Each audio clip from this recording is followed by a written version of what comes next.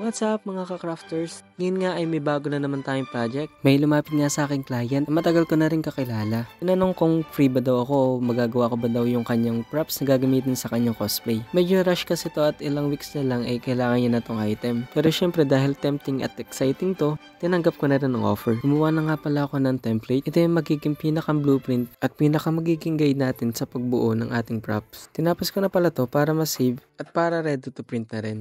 Umalis na nga pala ako para maghanap at bumili ng mga gamit na kailangan sa pagbuo ng ating project. Kumuha na nga ako nitong spray paint at itong contact cement dahil ubos na yung ginagamit ko. Ito nga pala yung gamit na nabili ko, PVC pipe para sa base at handle ng sword. Nakita nga rin pala ako nitong waterproof leak spray na gagamitin ko pang seal sa EVA foam. Mas mapapadali kasi nitong isil ang EVA kaysa sa white glue na mano-mano kong ina-apply. Bumili na rin ako nitong super glue for minimal application na kadalasan kong ginagamit sa mga details o maliliit na parts. Mga tapes na pang cover, liha o sandpaper para mapakinis yung mga uneven at rough surface. Contact cement o rugby para sa malakihang dikitan. Dumating na nga rin pala tong mga in-order ko sa online, mga EVA foam at mga spray paints. Ito nga at inunpack ko na itong 2mm ang kapal na EVA foam. Ang use nga pala ito ay para sa details na di kailangan makapal dun sa mga parts na kailangan ay manipis. Sobrang hassle kasi kung maghahati pa galing sa mga kapal na EVA. Naka-fold nga pala to pag online nyo pa binili.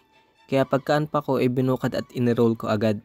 Para mag-heal o bumalik sa dating form niya at mawala yung fold marks niya. Itinabi at tinali ko na nga rin pala to para buksan naman itong 10mm na EVA foam.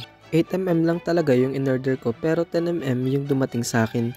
Di ko na siya nabalik at sa kabutihang palad, mas sumakto siya sa kapal ng PVC na magiging base nitong sword na 20mm ang sukat. Doble nga pala nito ang magiging kapal niya plus 2 times 2mm para sa details niya. Medyo nahirapan lang talaga akong ibukad at i-roll to kasi masyadong makapal at medyo mabigat. Itinabi ko na nga pala ito para magpa-print. Pumunta na nga rin pala ako sa tropa ko para makiprint sa kanila dahil nasira yung printer ko. Inilatag ko na nga muna pala para makita ko at masukat kung tama na yung haba at laki niya. Nalobat nga ang phone ko at di nag-save yung video habang dinidikit ko sa vellum board itong template.